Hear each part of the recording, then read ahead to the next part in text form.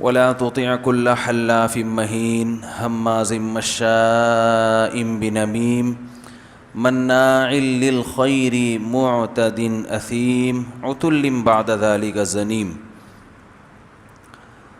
سورہ قلم کی آیات ہیں جن پر بیان چل رہا ہے۔ یہ ابرار بھائی بیٹھے ہوئے ہیں، ارے بھائی ماشاءاللہ خیریت سے ہیں؟ یہ ہمارے حضرت کے پرانے خادموں میں سے ہیں، تو بڑے عرصے بعد ان کی زیارت ہوئی ہے۔ چلیں ملتے ہیں بیان کے بعد انشاءاللہ۔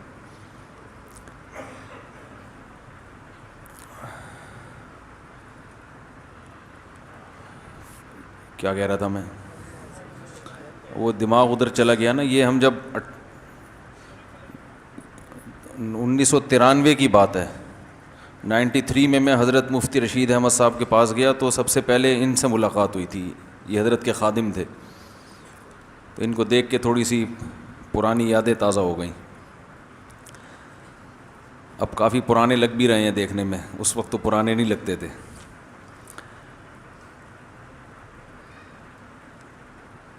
وَلَا تُطِعْ كُلَّ حَلَّافٍ مَّهِينٍ سورہ قلم کی یہ آیات ہیں جن پر کئی ہفتوں سے درس چل رہا ہے۔ فروری 2020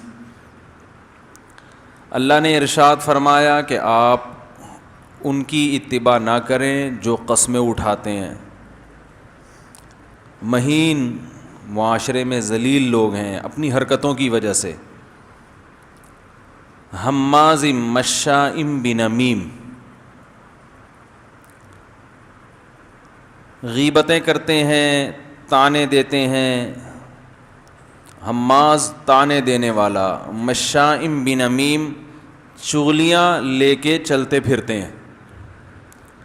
ان آیات میں اللہ تعالیٰ نے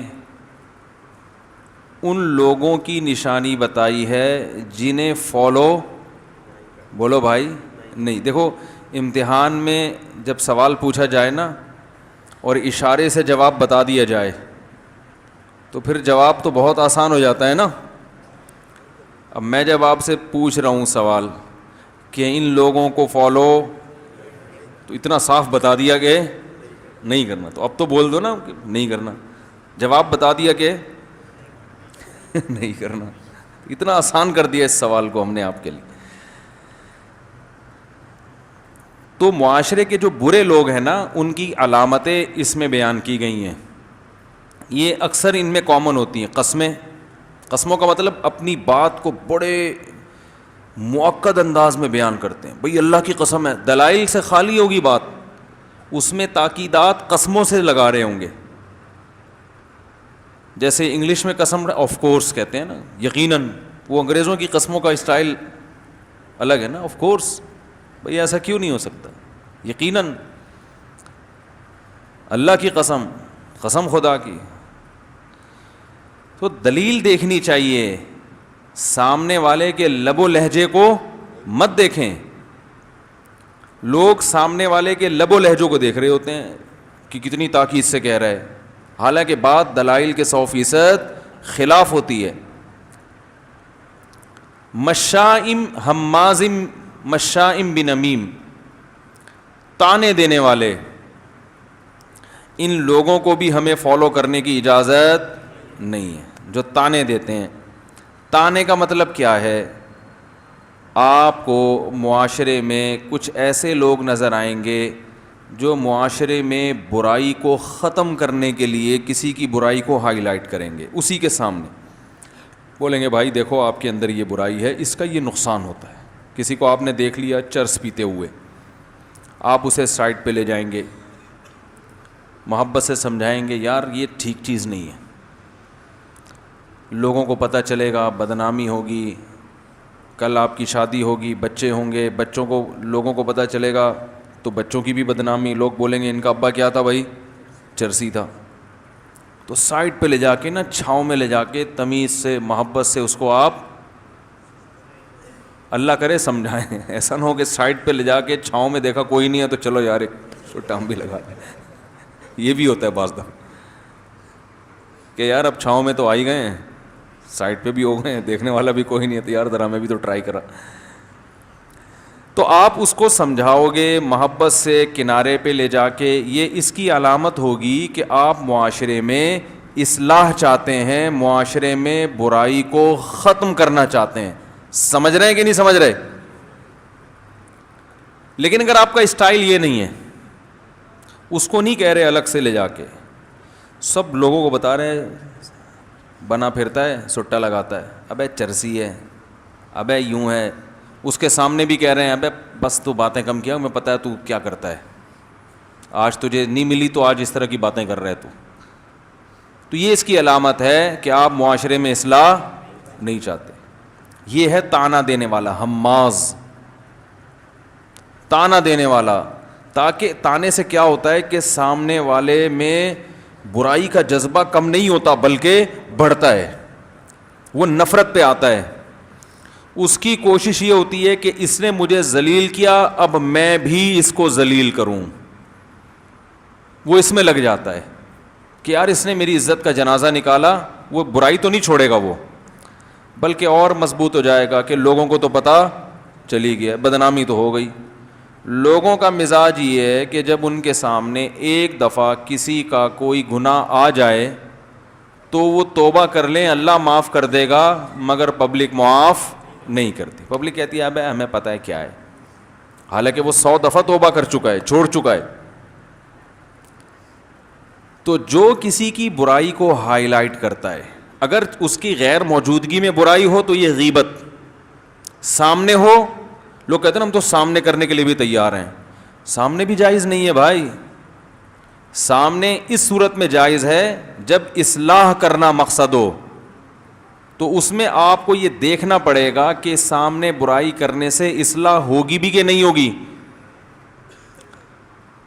دیکھو کسی کو بخار ہے, ایک ڈاکٹر علاج کے لیے گھر پہنچ گیا کہ جی مجھے پتہ چلا ہے آپ کے ہاں کوئی پیشنٹ, بھائی یہ ایکو تو نہیں ہے نا, مجھے آواز گونجتی کیوں نظر آ رہی ہے, ایکو ہے تو ختم کر دیں. کوئی پہنچ گیا ڈاکٹر کہ جی مجھے پتہ چلا ہے کہ آپ بیمار ہیں تو میں انجیکشن لگانا چاہتا ہوں. تو آپ کہو گے بھائی ہمیں بھی پتہ ہے کہ ہم بیمار ہیں, ہمارے ایک فیملی ڈاکٹر ہیں, ہم اس سے علاج کراتے ہیں, آپ کو زیادہ فری ہونے کی ضرورت ہے بھائی پیشنٹ ہے تو ڈاکٹر کے پاس خود جائے گا نا چل کے. لیکن ڈاکٹر کہہ رہے نہیں نہیں مجھے بڑی فکر ہے, میں تو ٹیکہ لگاؤں گا, وہ جو آپ کے پڑوس میں جو آپ کا فیملی ڈاکٹر ہے وہ تو ٹھیک نہیں ہے, میں تو لگاؤں گا. اس کا مطلب ہے بھائی ڈاکٹر علاج نہیں کرنا چاہتا, اس کا کچھ اور, یہ ٹیکہ لگاتے ہوئے سیلفی بنانا چاہتا ہے اپنی, اور پھر اس کو وائرل کرے گا دیکھو میں لوگوں کا علاج کر رہا ہوں. یہ کچھ چکر ہے, یہ اصلاح نہیں ہے. اصلاح ہوتی تو بھائی جو نہیں چاہتا اس کے اوپر تھوڑی مسلط ہوتے ہیں, لڑائی ہوگی نا, پھٹا ہوگا, کہے گا میں نہیں لگوا رہا, آپ کہ نہیں میں تو لگاؤں گا. یا تو کوئی ایسی خطرناک بیماری ہو نا کہ ڈاکٹر کو پتا ہے مجھے ٹیکہ میں نے اس کے نہیں لگایا مر جائے گا وقت, پھر تو ڈاکٹر زبردستی گھسیٹ دے گا. لیکن نارملی ایک بیماری ہے, بخار ہے, سب کو ہو جاتا ہے, وہ بھائی ہمارا ڈاکٹر ہے, ہم یا کوئی ایلوپیتھی کے علاج ہی نہیں کراتے, کہتے ہیں ہم ہومیوپیتھی کرا رہے ہیں, آپ کہتے ہیں نہیں میں ٹیکہ لگاؤں گا. تو اس کا مطلب ہے آپ علاج نہیں چاہتے, آپ کا کوئی ذاتی مسئلہ ہے, کوئی رنجش ہے, یا کوئی شو بازی ہے, یا کوئی سیلفی لینی ہے, یا پیسے زبردستی لینے آپ نے. یہ خیر خواہی نہیں ہے, کیونکہ جب ایک آدمی نہیں چاہ رہا زبردستی کیوں ٹھوس رہے اس پہ. آج بعض دینداروں کی یہ عادت ہے کہ سامنے والے کے بارے میں پتہ ہے کہ اس کو سمجھانے کا کوئی فائدہ نہیں ہوگا, الٹا غصہ کرے گا, پھر بھی سمجھا رہے ہوتے ہیں. بھائی پھر نہیں سمجھاؤ, پھر خاموش رہو, یعنی بے موقع بات ہو جائے گی نا. پھر اب سوال پیدا ہوتا ہے کہ پھر اس کی اصلاح کیسے ہوگی. تو بھائی پہلے یہ دیکھو کہ ہم نے اصلاح کرنی ہے نا, تو اگر ہمارے پاس اصلاح کا صحیح طریقہ نہیں ہے تو یہ تھوڑی کہ جو غلط طریقہ ہے وہی پارسل کر دیں.